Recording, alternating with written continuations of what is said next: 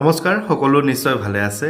যোৱাকালি শুভ মঙলবাৰ দিনটোত মই যিটো কোঠালি বনাই আছিলোঁ, ৰুম এটা বনাই আছিলোঁ যে উপহাৰসমূহ ৰাখিব পৰাকৈ, সেইটো সম্পূৰ্ণ হ'ল আৰু মই ভবা নাছিলোঁ যে মঙলবাৰ দিনটোতে ল'ব পাৰিম। মই কামখিনি কৰিহে আছিলোঁ আৰু যোৱাকালি কামখিনি হৈ গ'ল আৰু ঘৰলৈ দুজন খুৰা আহিছিলে ওচৰৰ গাঁওখনৰ, তেওঁলোকো আছিলে। দেউতাক ক'লোঁ যে চাকি গছ জ্বলাই ৰুমটো শুভ আৰম্ভণি কৰি দিয়া। দেউতা, মা, তাৰপিছত সেই খুৰা দুজন সকলোৱে মিলি ৰুমটো শুভ আৰম্ভণি কৰিলে আৰু ভাল লাগিল। আচলতে মই ৰুমটো এনেধৰণে প্ৰস্তুত কৰিছোঁ, সকলোখিনি নিজৰ আইডিয়া। আপোনালোকে যিখিনি উপহাৰ দিছিলে সেইখিনি ধুনীয়াকৈ ৰাখিব পৰাকৈ আৰু নিজৰ ফালৰ পৰা কিছুমান আইডিয়া লগাইছোঁ আৰু মানে প্ৰতিটো পইণ্টেই ইমান ধুনীয়াকৈ মই বনাবলৈ মোৰ ফালৰ পৰা চেষ্টা কৰিছোঁ। আপোনালোকে কেনেকুৱা লাগিছে ক'ব। কিন্তু ৰুমটো খালি এটাই অসুবিধা যে আগৰ যিহেতু মোৰ বেলেগ এটা কামৰ কাৰণে ব্যৱহাৰ হৈছিলে, গতিকে ৰুমটো কিছু চাপৰ। এনেই ৰুমটো কেনেকুৱা লাগিছে আপোনালোকে মোক জনাওক। মই গোটেই কথাখিনি আপোনালোকক দেখাওঁ, কোনে কি দিছিলে গোটেইখিনি মই আপোনালোকক দেখাওঁ, আপোনালোকে চাই জনাব দেই। ৰুমটোত সোমাই এয়া পঞ্চমুখী হনুমান।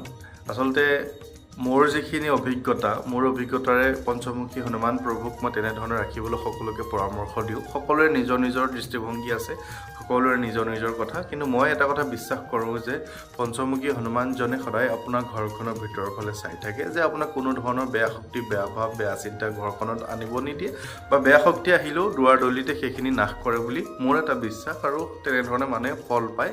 সেইকাৰণে ময়ো মোৰ এই ৰুমটোত পঞ্চমুখী হনুমানক ওপৰতে ৰাখিছোঁ। তেওঁ থাকিব, যিহেতু তেওঁ চাৰিওটা দিশত ধুনীয়াকৈ চাই থাকে, কোনো ধৰণৰ অসুবিধা নহয় বুলি মোৰ বিশ্বাস। আৰু সোমাই এইটো এখন লাইটৰ বৰ্ড, ইয়াতে এনেধৰণে লাইট এটা লগাইছোঁ। এইখন ধুবুৰীত দিয়া ৰাধাকৃষ্ণৰ ফটো আৰু এইখন সোমাই একদম দৰ্জাৰ মুখে হনুমান চালিচা। এইখন অলপ ডাঙৰ, 3 ফুট বাই 2 ফুটৰ এখন হনুমান চালিচা। আহি আপোনালোকে পঢ়িব পাৰে, চাব পাৰে বা তেনেধৰণে যিখন শুদ্ধ হনুমান চালিচা অৱধি ভাষাৰ হিন্দী আখৰত লিখা থকা সেইখন। তাৰপিছতে ৰুমটো এনেধৰণে বনোৱা হৈছে। ইয়াতে এটা আছে, এটা কৰ্ণাৰ, সৰু কৰ্ণাৰ এটা বনাইছোঁ। ইয়াতে এইখন মনোজ দাই দিয়া শিৱদৌলৰ ফটো, নিজে উঠোৱা ফটো। এয়া মামনি বাইদেৱে বিজনেত দিয়া এইটো চাকি, পূৰবী বাইদেৱে দিয়া এটা ধুনীয়া কবিতা মোলে লিখি দিছিলে। তাৰপিছত এইখন দিছিলে মোক মৃদুল দাদাই, আপোনাৰ তেখেতৰ ছোৱালীয়ে দিছিলে, ৰঙালী বিহুৰ শুভেচ্ছাৰে বনাই দিছিলে নেকি তেওঁ। এইখন এনেকৈ ৰাখিছোঁ। তাৰপিছতে আমাৰ অতি মৰমৰ হিয়াৰামঠু জুবিনদাৰ এখন পোষ্ট কাৰ্ড দিছিলে মনোজ দাই, শিৱসাগৰৰ মনোজ দাই দিয়া। এইখন মই এনেধৰণে বন্ধাই ল'লোঁ। তাৰপিছতে এখন গামোচা বন্ধাইছোঁ, জয় শ্ৰীৰাম। এইটো অকণ বেকা হ'ল লগাওঁতে, আঠা যিহেতু খুলি পেলাই আকৌ লগাব নোৱাৰিলোঁ, লগাওঁতেই বেকা হৈ গ'ল। এইটো জয় শ্ৰীৰাম, এইটো এনেধৰণে। আৰু এইখন গামোচা, আৰু এইটো এটা সৰু ৰেক বনাইছিলোঁ যে ইয়াতে মণি বাইদেৱে দিয়া ফটোখন, আৰু লগতে এয়া আমাৰ ল'ৰাই থৈছে, তাৰ বস্তু থ'ব লাগিব বুলি কৈছে, সি এখন গাড়ী থৈছে আৰু এটা মানুহ থৈছে, সেয়া আৰু তাৰ কথা। মৃন্ময়ে দিছিলে ওদালগুৰিৰ বাগেশ্বৰ বাবাৰ এখন ফটো, হনুমান প্ৰভুৰ ফটো। এয়াও উপহাৰ দিয়া হনুমানজীৰ ফটো। শ্বিলঙত দিয়া, শ্বিলঙৰ পৰম্পৰাগত এয়া তেওঁলোকৰ অস্ত্ৰ শস্ত্ৰসমূহ। এয়া মোক দিছিলে কুকুৰমৰা বুলি কয় যে গুৱাহাটীৰ, তেওঁলোকে তাত দিছিলে, নিজে হাতেৰে বনাই দিছিলে। আৰু এইখন শৰাই, আৰু এইটো কাপ দিছে মোক আপোনাৰ গোলাঘাটত দিছিলে দৃষ্টিপ্ৰিয়াই। তাৰপিছতে এইখন যিখন আমাৰ জাপি, এটা ধুনীয়া জাপি, পিতলৰ জাপি।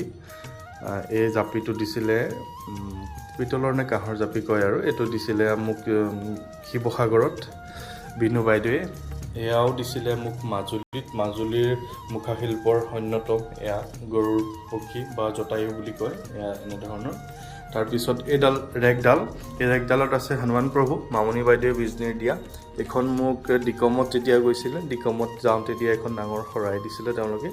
আৰু ইয়াতে বিভিন্ন কিতাপ আছে, মই মাজে সময়ে পঢ়ি থাকিব পাৰিম। কৃষ্ণ গীতা, নামঘোষাৰ পৰা আদি কৰি দেউতাই লিখা কিতাপ, এয়া গোটেইখিনি আছে। আৰু এয়া মোক দিছিলে হোজাইত দিছিলে, এয়া ধূপদানি এডাল, খুব ধুনীয়া। তাৰপিছতে এই শৰাইসমূহ বিভিন্নজনে দিয়া উপহাৰসমূহ দিয়া এনেধৰণে ৰাখিছোঁ। এতিয়া কোনে কোনখন দিয়া অকণমান খেলিমেলি লাগি যায়, গতিকে সকলোৰে উপহাৰখিনি ৰাখিছোঁ। তাৰপিছতে এয়া হনুমান প্ৰভুৰ মূৰ্তি এভাগ, এয়া শিৱসাগৰত দিয়া ৰাম প্ৰভুৰ মূৰ্তি এভাগ, আৰু এয়া আমাৰ গোসাঁই থাপনা। ঠিক তেনেকৈ এয়া আভা দিহিঙীয়া বাইদেৱে দিয়া এটা খুব ধুনীয়া গছা চাকি, আৰু গছা চাকি আমাৰ বহুত আছে, বহুতে বিভিন্নজনে উপহাৰ দিছিলে আমাক, সেইখিনি নামঘৰত আছে, গোসাঁই ঘৰত আছে। এই গছা চাকিভাগ তেনেধৰণে ব্যৱহাৰ নকৰোঁ, ইমান ধুনীয়া। কালি উদ্বোধনত কৰিছিলোঁ, কিন্তু দেখিবলৈ ধুনীয়াৰ কাৰণে লেতেৰা হৈ যাব বুলি এনেধৰণে সজাই ৰাখিছোঁ।